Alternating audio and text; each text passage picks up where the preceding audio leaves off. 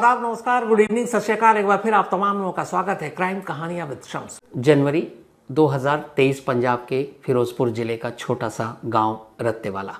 रात के ठीक 12 बजे पूरा गांव गहरी नींद में सो रहा था। अचानक कई गाड़ियां गांव की एक संकरी गली में आकर रुकती हैं। काले कपड़ों में दर्जनों अधिकारी बाहर निकलते हैं। कुछ ही सेकंड में एक घर को चारों तरफ से घेर लिया जाता है। दरवाजे पर जोरदार दस्तक होती है, लेकिन अंदर से कोई जवाब नहीं आता। अगले ही पल दरवाजा तोड़ दिया जाता है। कुछ मिनट बाद एक आदमी को हथकड़ी लगाकर बाहर लाया जाता है। उसके चेहरे पर डर था, लेकिन उससे भी बड़ा एक सवाल, मेरी सच्चाई तक ये लोग पहुंचे कैसे? उस आदमी का नाम था कर्ण मेहता। गांव वालों के लिए वह एक समाज सेवी था। बच्चों को पढ़ाता था, महिलाओं को सिलाई सिखाता था, दवाइयाँ बांटता था, गरीबों की मदद करता था। लेकिन जांच के दौरान उसके कमरे से जो सामान मिला, उसने पूरे मामले को बदल दिया। जांच अधिकारियों के अनुसार वहां से कई एन्क्रिप्टेड मोबाइल फोन, एक छिपा हुआ कैमरा लगा पेन और कई पेन ड्राइव बरामद हुई। बताया जाता है कि इनमें सीमा से जुड़ी संवेदनशील जानकारी मौजूद थी। लेकिन इस पूरी कहानी का सबसे बड़ा सवाल यह था, इतने बड़े राज्य का पर्दाफाश आखिर हुआ कैसे? इसका जवाब हमें ले जाता है एक साल पीछे, साल 2022, पंजाब का फिरोजपुर ज़िला। भारत पाकिस्तान सीमा से लगभग 12 किलोमीटर दूर बसा छोटा सा गांव रत्तेवाला।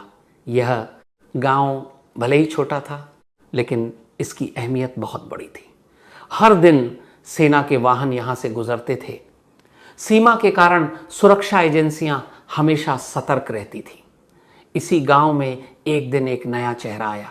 साफ कपड़े, शालीन व्यवहार, टौर चेहरे पर मुस्कान और बातों में ऐसा विश्वास कि कोई भी उस पर भरोसा कर ले। उसने अपना परिचय दिया, मेरा नाम कर्ण मेहता है, मैं दिल्ली से आया हूं, मैं उम्मीद फाउंडेशन नाम की संस्था के साथ काम करता हूं। उसने बताया कि उसकी संस्था बच्चों की शिक्षा, महिलाओं के सशक्तिकरण और ज़रूरतमंद लोगों की मदद के लिए काम करती है। उसके पास पहचान पत्र था, वेबसाइट थी, कुछ सरकारी कागज़ों की प्रतियां थीं। सब कुछ बिल्कुल असली लगता था। गांव के सरपंच ने उसका स्वागत किया, बुजुर्गों ने आशीर्वाद दिया, बच्चे उसके दोस्त बन गए। कुछ ही दिनों में पूरा गांव उसे अपना मानने लगा।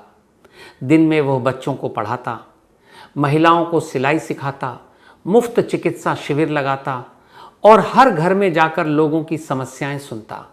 लेकिन जांच एजेंसियों के अनुसार ही उसकी सबसे बड़ी ताकत थी।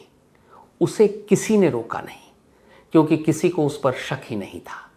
इसी दौरान गांव की आंगनबाड़ी कार्यकर्ता सविता दीदी धीरे धीरे एक बात नोटिस करने लगी। हर सुबह ठीक 6 बजे कर्ण एक छोटा बैग लेकर खेतों की तरफ जाता। पहले दिन उन्होंने ध्यान नहीं दिया, दूसरे दिन भी नहीं, लेकिन जब यह रोज होने लगा तो उन्हें अजीब लगा। उन्होंने देखा जिस रास्ते से कर्ण जाता था, वह रास्ता सीमा की दिशा में जाता था और लौटते समय उसका बैग पहले जैसा नहीं दिखता था। अब उनके मन में इन सवाल उठने लगे। कुछ दिन बाद कर्ण आंगनबाड़ी केंद्र पहुंचा। बातों में उसने पूछा, दीदी यहाँ से बॉर्डर कितनी दूर है? सविता दीदी ने जवाब दिया, हम लोग उधर नहीं जाते। बात खत्म हो गई। लेकिन उनके मन में एक सवाल रह गया, एक समाज सेवी को सीमा की दूरी जानने की जरूरत क्यों है? फिर एक रात करीब 10 बजे सविता दीदी ने कर्ण को उसके कमरे की खिड़की पर देखा। उसके हाथ में एक छोटा सा इलेक्ट्रॉनिक उपकरण था। उसमें बाहर की तरफ निकला हुआ एक हिस्सा था जो किसी एंटीना जैसा दिखाई दे रहा था। अब उन्हें यकीन होने लगा कि कुछ न कुछ गड़बड़ जरूर है।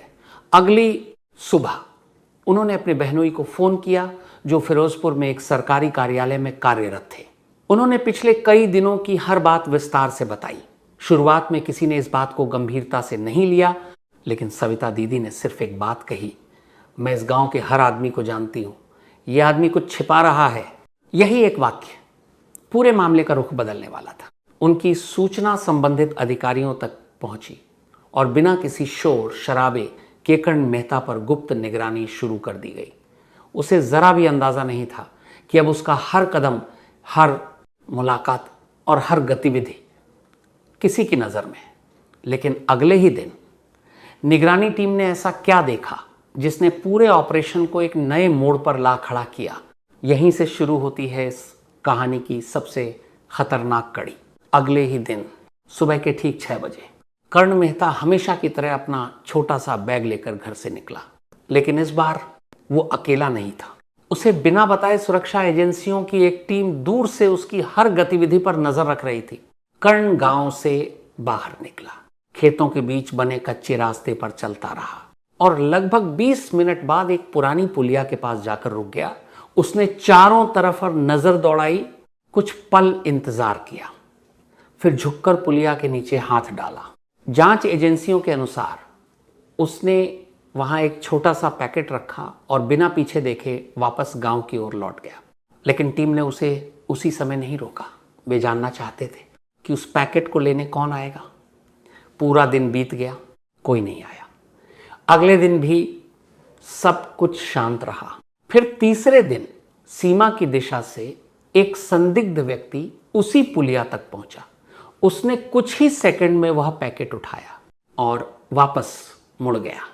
बस यहीं से अधिकारियों को यकीन हो गया कि मामला साधारण नहीं है। अब कर्ण मेहता की निगरानी और तेज कर दी गई। उसके फोन, उसकी गतिविधियां, उससे मिलने वाले लोग, सब कुछ जांच के दायरे में आ चुका था। कुछ दिनों बाद जांच एजेंसियों ने कार्रवाई करने का फैसला लिया और फिर आई जनवरी 2023 की वह रात के ठीक 12 बजे। पूरे गांव को चारों तरफ से घेर लिया गया। कर्ण मेहता के घर पर छापा पड़ा। कुछ ही मिनटों में उसे हिरासत में ले लिया गया। इसके बाद उसके कमरे की तलाशी शुरू हुई। जांच अधिकारियों के अनुसार कमरे से कई एन्क्रिप्टेड मोबाइल फोन, एक छिपा हुआ कैमरा लगा पेन, कई पेन ड्राइव और इलेक्ट्रॉनिक उपकरण बरामद हुए। बताया जाता है कि इनमें सीमा से जुड़ी संवेदनशील जानकारियां मौजूद थीं। यहीं से पूछताछ का दौर शुरू हुआ। जांच एजेंसियों ने उसके संपर्कों की पड़ताल की, उसके मोबाइल, संदेश और डिजिटल रिकॉर्ड की जांच की गई। इसी दौरान उसके कथित नेटवर्क से जुड़े कई और सुराग मिलने का दावा किया गया। पूरे गांव के लिए यह किसी सदमे से कम नहीं था। जिस व्यक्ति को लोग समाजसेवी समझते थे वही अब जांच एजेंसियों के घेरे में था। बच्चों को पढ़ाने वाला, दवाइयां बांटने वाला, हर किसी की मदद करने वाला। आखिर उसकी असली पहचान क्या थी? यह सवाल पूरे इलाके में गूंजने लगा। लेकिन इस कहानी का सबसे बड़ा सबक किसी जासूसी ऑपरेशन से भी बड़ा है। अगर उस दिन सविता दीदी ने छोटी सी बात को नजरअंदाज कर दिया होता, अगर उन्होंने ये सोचकर चुप्पी साध ली होती कि मुझे क्या लेना देना, तो शायद यह कहानी कभी सामने ही नहीं आती। कई बार देश की सुरक्षा सिर्फ हथियारों से नहीं बल्कि जागरूक नागरिकों से भी मजबूत होती है। एक साधारण नागरिक की सतर्क नजर कभी कभी वह काम कर जाती है जो बड़े बड़े सुरक्षा तंत्र भी समय पर नहीं कर पाते। हालांकि इस तरह के मामलों में अंतिम सच्चाई का निर्धारण न्यायालय और आधिकारिक जांच के निष्कर्षों से ही होता है।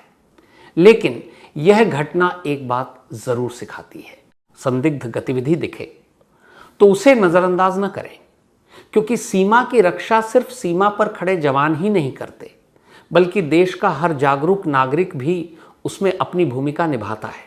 अगर आपको ऐसी ही सच्ची घटनाओं और रहस्यमयी डॉक्यूमेंट्री कहानियां पसंद हैं तो वीडियो को लाइक करें, चैनल को सब्सक्राइब करें और घंटी का बटन जरूर दबाएं। मैं फिर मिलूंगा एक और ऐसी कहानी के साथ। जय हिंद।